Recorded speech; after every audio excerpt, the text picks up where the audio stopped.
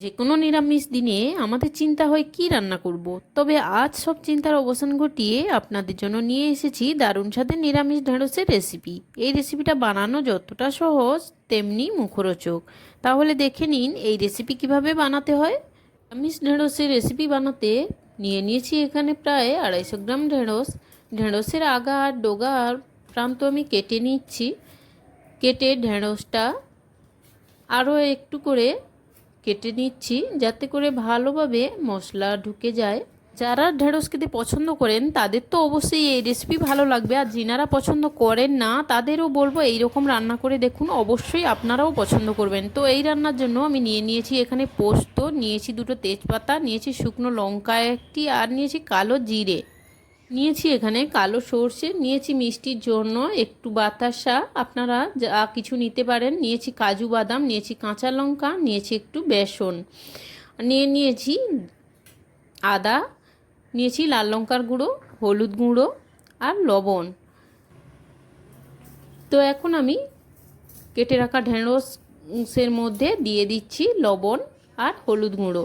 অবশ্যই ঢেঁড়সটা কাটার আগে ধুয়ে নেবেন, কাটার পরে ধোবেন না, তাহলে রান্নাটা খারাপ হয়ে যাবে, হবে না, ভালো হবে না।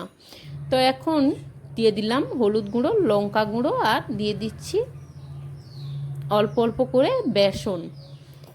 তো সব কিছুকে আমি ভালো করে মাখিয়ে নেব, আর দিয়ে দিচ্ছি এখন একটু জিরে গুঁড়ো।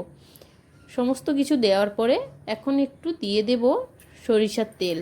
সরিষার তেলটা অবশ্যই দিয়ে দেবেন, তাহলে টেস্ট অনেক ভালো হবে আর ঢেঁড়সটা বেশ নরম থাকবে। তো সমস্ত কিছু হাত দিয়ে এইভাবে ভালো করে আমি মাখিয়ে নেব। দেখুন ভালোভাবে মাখানো যাচ্ছে না, ঢেঁড়সগুলো আমার শুকিয়ে গিয়েছে, তাই ভালোভাবে ধুয়ে কেটেছি কিন্তু অনেক সময় হয়ে গিয়েছে, তাই ঢেঁড়সটা পুরোপুরি শুকিয়ে গিয়েছে। তাই এখন দিয়ে দিলাম একটু জল। একটু জল ছিটিয়ে দিলে কি হয়, ঢেঁড়সটা বেশ ভালোভাবে মশলাগুলো গায়ে লেগে যায়। ঢেঁড়সটা ভালোভাবে মশলা মাখানো হয়ে গিয়েছে। দেখুন হাত দিয়ে আমি এইভাবে সুন্দর করে মাখিয়ে নিয়েছি প্রত্যেকটা ঢেঁড়স। তো খুব সুন্দরভাবে মাখিয়ে নিয়েছি, এইভাবেই অবশ্যই মাখিয়ে নেবেন। আর কি সুন্দর সেন্ট উঠেছে, যেন মনে হচ্ছে সেই বড়ি দেওয়ার সময় যেই রকম সেন্ট লাগে না, ঠিক সেই রকম মনে হচ্ছে। তো যাই হোক, এখন আমার ওইদিকে তেলটা বসিয়ে দিতে হবে ভাজার জন্য। তো এখন ঢেঁড়স মাখাতে মাখাতে মনে পড়লো যে টমেটোটা অবশ্যই এই রেসিপিতে দিতে হবে, তাহলে রেসিপিটা আরও ভালো হবে। তো এখন আমি গ্যাসের ওভেনটা জ্বালিয়ে নিলাম। গ্যাসের ওভেন অন করে আমি কড়াই বসিয়ে দিয়েছি। কড়াইটা গরম হলেই দিয়ে দিচ্ছি এখানে তেলটা বেশ ভালোভাবে গরম হয়ে গিয়েছে। দেখুন বুদবুদ আকার উঠে গিয়েছে, এই রকম দেখলে বুঝতে পারবেন যে তেলটা পারফেক্টলি গরম হয়ে গিয়েছে।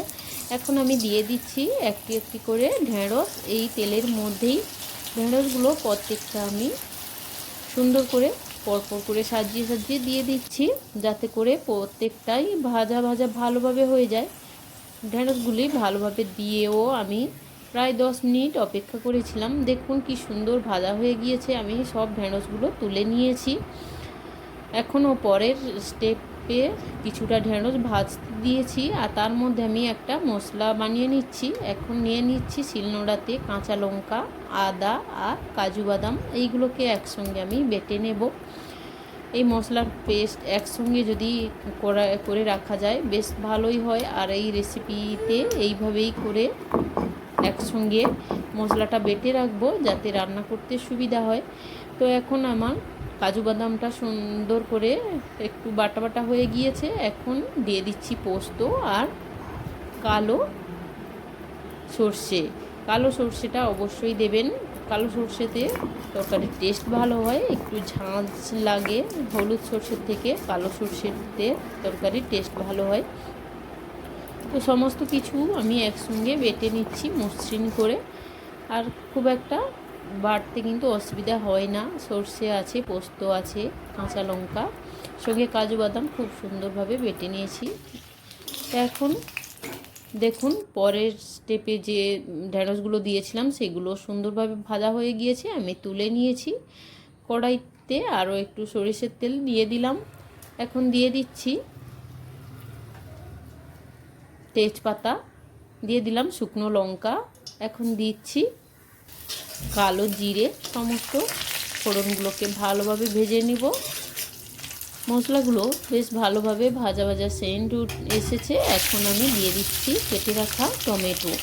টমেটোটা গ্রেট করার কোনো দরকার নেই, টমেটোটা এইভাবেই কেটে দিয়ে দেবেন চৌকো চৌকো করে, তাতে বেশ গ্রেভিটা ভালো হয়। এখন দিয়ে দিচ্ছি লবণ, পরিমাণ মতো লবণটা আমি এখানেই অ্যাড করে দিলাম। এরপরে আর লবণ দেওয়ার প্রয়োজন হবে না, তার কারণ ঢেঁড়সে কিন্তু লবণ দেওয়া আছে। তো এখন আমি বেশ ভালো করে টমেটোটা ভেজে নিয়েছি। টমেটোটা দেখুন বেশ সুন্দর নরম হয়ে গিয়েছে, খুন্তি একটু লাগতেই দেখুন কত সুন্দর হয়ে গিয়েছে। এখন টমেটোটাকে ভালো করে ভেজে নিয়ে দিয়ে দিলাম লাল লঙ্কার গুঁড়ো। লাল লঙ্কার গুঁড়োটাকে এইভাবে একটু নেড়ে চেড়ে কষিয়ে নিচ্ছি, যাতে লাল লঙ্কার গুঁড়োতে তরকারির টেস্টও ভালো আসে, কালারটাও বেশ ভালো হয়। আর এই টাইমে দিয়ে দিচ্ছি এই মশলার পেস্টটাকেও আমি ভালোভাবে কষিয়ে নেব। আর এইটা কষানোর জন্য অল্প অল্প করে জল অ্যাড করছি, মানে মশলার জলটা দিয়ে দিলাম আমি। তো দিয়ে আমি সুন্দরভাবে নেড়ে চেড়ে কষিয়ে নেব। মশলা সুন্দরভাবে কষানো হলে গ্রেভিটা বেশ সুন্দর হবে আর তরকারির টেস্টও অনেক ভালো হবে। তো নিরামিষ তরকারিতে একটু মিষ্টি মিষ্টি হলেই ভালো হয়, সেই কারণে দিয়ে দিচ্ছি বাতাসা। আমি দিয়ে দিচ্ছি বাতাসা। তো আমি বাতাসাটাকে গুঁড়ো করে রেখেছিলাম, ওটাই দিয়ে দিলাম। আপনারা চাইলে চিনি দিতে পারেন, আমার ভালো লাগে বাতাসা, তাই আমি বাতাসা দিলাম। তো এর থেকেও বেশি মিষ্টি চাইলে দিতে পারেন আপনারা, তবে খুব বেশি দেবেন না। তো সমস্ত কিছু দিয়ে আমি নেড়ে চেড়ে ভালো করে কষিয়ে নিয়েছি। আর লক্ষ্য রাখবেন যেন কড়ার তলাতে না লেগে যায়, মশলাগুলো কিন্তু এইভাবে বসে যেতে পারে। তো ভালোভাবে তুলে নিয়েছি। এখন দিয়ে দিচ্ছি জল। মশলা কষানো জল আমার আরও একটু ছিল, তো আমি দিয়ে দিলাম মশলা ধোয়া জলটা। তো সেই জলটা দিয়ে আমি একটু ঢাকিয়ে ফুটিয়ে নিলাম। ঝোলটা বেশ সুন্দরভাবে ফুটে উঠেছে দেখুন, আর সুন্দর স্মেল আসছে। তো এই সময় দেখে নিতে হবে লবণ আর চিনিটা পারফেক্ট আছে কি না। আমার লবণ আর চিনিটা একদম পারফেক্ট আছে। আমি দিয়ে দিচ্ছি এখন ভেজে রাখা ঢেঁড়সটা দিয়েও একটু সুন্দর করে নেড়ে চেড়ে নেব। তো বন্ধুরা, আমি ভালো করে নেড়ে চেড়ে ঢেঁড়সগুলোকে এখন মিশিয়ে নিচ্ছি। ভালোভাবে ঢেঁড়সটাকে ফুটতে দেব এখন 2 মিনিটের জন্য। মিনিট 2 ফোটার পরে আপনারা বুঝতে পারবেন যে তরকারিটা কত সুন্দর হয়ে যায় আর কত গাঢ় হয়ে যায়। তো এই নিরামিষ রেসিপিতে আপনারা ঘিও দিতে পারেন, ঘি দিলেও বেশ ভালো লাগে। গরম মশলাও দিতে পারেন, তবে আমি বলবো আমি যেইভাবে করেছি আর কোনো মশলা না দিলেও চলবে। অনেক সুন্দর লাগে এই রেসিপি, আপনারা বানিয়ে একবার খেয়ে দেখুন। আর আমি এই সময় দিয়ে দিচ্ছি নারকেলের কুড়া। নারকেল কুড়াটা অবশ্যই দিয়ে দেখবেন, তরকারির টেস্ট অনেক বেড়ে যায়। তো অনেক ভালো লাগে এই রেসিপিতে নারকেলটা দিলে। তো এখন আমি নারকেলটা দেওয়ার পরেও ভালো করে নেড়ে চেড়ে দিচ্ছি, যাতে পুরো তরকারিতে নারকেল কোড়াটা মিশে যায়। তো বন্ধুরা, আপনারা যদি এই রেসিপি আগে ট্রাই না করে থাকেন অবশ্যই ট্রাই করে দেখুন, অনেক ভালো লাগবে। আর যদি ট্রাই করেছেন তাহলে কিভাবে রান্না করেছেন অবশ্যই সেটা কমেন্টে জানাবেন। আমার রেসিপি যদি আপনাদের ভালো লাগে তাহলে লাইক এবং শেয়ার করতে ভুলবেন না। তো বন্ধুরা, এইরকম নিত্য নতুন আপডেট পেতে অবশ্যই চ্যানেলটিকে সাবস্ক্রাইব করে রাখুন আর পাশের বেল বাটনটি প্রেস করে রাখুন, যাতে করে আমার সমস্ত ভিডিওর নোটিফিকেশান আপনার কাছে পৌঁছে যায়।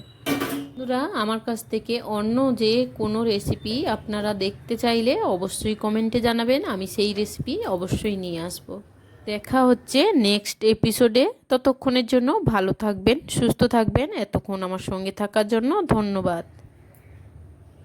এই রেসিপি ভাত, রুটি, লুচি, পরোটা সব কিছুর সঙ্গেই খাওয়া যায় এবং গরম গরম পরিবেশন করুন। এই রকম দারুণ স্বাদে নিরামিষ পদ।